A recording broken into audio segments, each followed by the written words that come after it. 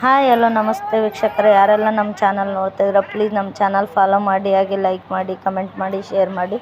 ನಾನು ಹೇಳಿದ್ನಲ್ಲ ನಮ್ಮ ಹುಳಕ್ಕೆ ರೋಗ ಬಂದೈತಂತ, ಆವಾಗ ವೀಡಿಯೋ ಅಪ್ಲೋಡ್ ಮಾಡೋಕ್ಕಾಗಲಿಲ್ಲ. ನಂಗೆ ಸ್ವಲ್ಪ ಹುಷಾರಿರಲಿಲ್ಲ, ಹಂಗಾಗಿ ವೀಡಿಯೋ ಅಪ್ಲೋಡ್ ಮಾಡೋಕ್ಕಾಗಿಲ್ಲ. ನಮ್ಮ ಹುಳ ಅಲ್ಲೊಂದು ಇಲ್ಲೊಂದು ಗೂಡು ಕಟ್ಟಿತ್ರಿ. ಹಂಗಾಗಿ ನಮ್ಮ ಹೊಲದಲ್ಲಿ ಕೂಲಿಯವ್ರು ಬಂದಿದ್ದರು ಗೂಡು ಬಿಡ್ಸೋಕ್ಕೆ. ಅದು ಎಷ್ಟಾಯ್ತು ಏನಾಯ್ತು ಅಂತ ಈ ವಿಡಿಯೋದಲ್ಲಿ ಹೇಳ್ತೀನಿ. ಹುಳ ಎಲ್ಲ ತುಂಬಾ ಸತ್ತೋಗಿತ್ತು.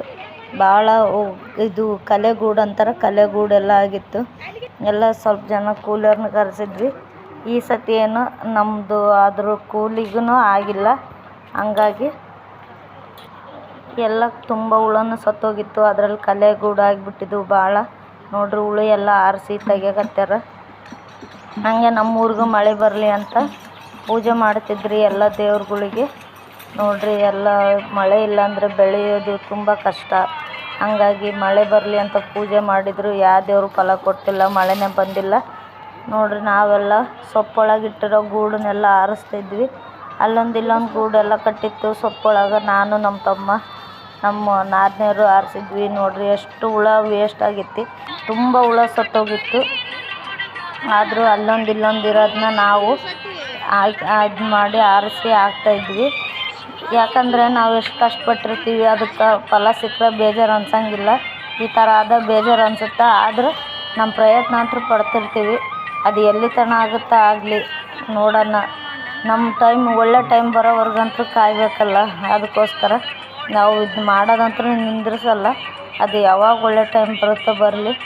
ನಾವು ಇದರಲ್ಲೆಲ್ಲ ಹುಳುಗಳು ಗೂಡು ಕಟ್ಟಿದ್ವಿ. ಅದರಲ್ಲಿ ತುಂಬ ಗಟ್ಟಿ ಗೂಡು ಇರಲಿಲ್ಲ, ಭಾಳ ಮೆತ್ತನ ಗೂಡಿತ್ತು. ಅದನ್ನೇ ತಗೊಂಡು ನಮ್ಮ ಮನೆಯವರು ಮಾರ್ಕೆಟಿಂಗ್ ಮಾಡೋಕೆ ಹೋಗಿದ್ರಿ. ಬರೀ ಇದ್ರದ್ದು ಅಮೌಂಟ್ ಬಂದು 12,000 ಆಗ್ಯದ ನೋಡ್ರಿ. ಇದು ನಮ್ಮ ಪಕ್ಕದ ಹೊಲ್ದವ್ರದ್ರಿ. ನಂದು ಹಂಗೆ ಅರ್ಜೆಂಟ್ ಕೆಲಸ ಬಂತು. ನಾನು ಅದು ಬಿಟ್ಟು ರೆಡಿಯಾಗಿ ನಾನು ಅಂಗಡಿ ಕಡೆ ಹೊಂಟಿದ್ರಿ. ಅಂಗಡಿಗೆ ಹೋದಿವ್ರಿ. ಅಂಗಡಿಲಿದ್ದ ಮತ್ತೆ ಮನೆಗೆ ಬಂದೆ. ಅಷ್ಟರಲ್ಲಿ ಇನ್ನೂ ಸ್ವಲ್ಪ ಇತ್ತು, ಎಲ್ಲ ಬಿಡ್ಸಕತ್ತಿದ್ರು. ಎಲ್ಲ ಇನ್ನು ಸ್ವಲ್ಪ ಅಂದರೆ ಒಂದು ಎಷ್ಟಂದ್ರೆ ಒಂದು 30 kg ಆಗೈತೆ ರೀ, ಅಷ್ಟೇ 30 kg.